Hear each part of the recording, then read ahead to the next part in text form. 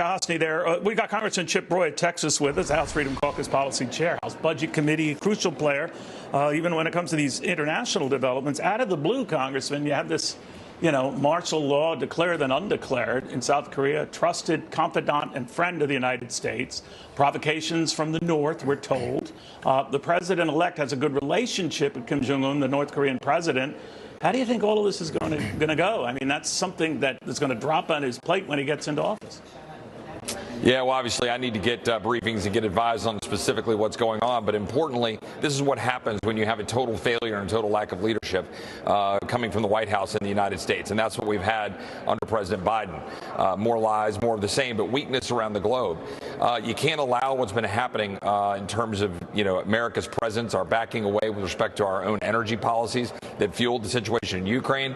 We've been empowering our enemies, empowering Iran when we should be standing alongside Israel. All of this is destabilizing around the world, and our enemies see weakness.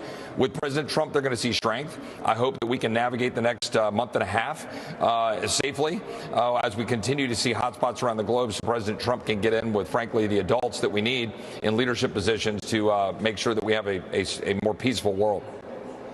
Hope springs eternal to your point, Congressman, but of course in the House you'll have the thinnest of majorities to try to move forward here. Does that worry you? Well, yes, we're going to have a very thin majority in the House. There's no question. It looks like we're staring at about a 220 to 215 majority. And with Matt Gaetz not being present, it'll be 219 to 215.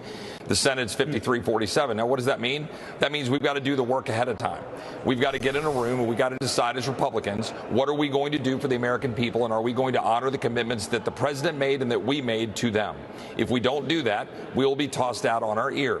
We must deliver with respect to the border. We have to. There is no question. We've got to secure it, and we do need to engage in the deportations that were promised on the campaign trail. But importantly, we've got to actually have fiscal sanity. When we talk about the problem with our economy and our economic woes and issues with the American people generally, in terms of affordability of goods and services and inflation, that's because it's being driven, as you know, Neil, by regulation that is absolutely devastating and spending here in Washington. And we've got to stop with the printing machine in Washington. And this is going to be the news that my fellow Republicans need to hear. Some of us aren't going to just go along to get along when it comes to business as usual because K Street tells us what we have to do with respect to tax policy. We're going to demand that we reduce deficits. We must do it. And we've got to do that for the American people to deliver on what President Trump ran on. Elon, Vivek, all of his economists, his Treasury Secretary nominee, they all admit it. The spending is destroying the American economy. We've got to stop it, and that's going to be front and center for us in January. All right, we'll see how it works out. Always good talking to you. Chip Roy, Texas Congressman, key player.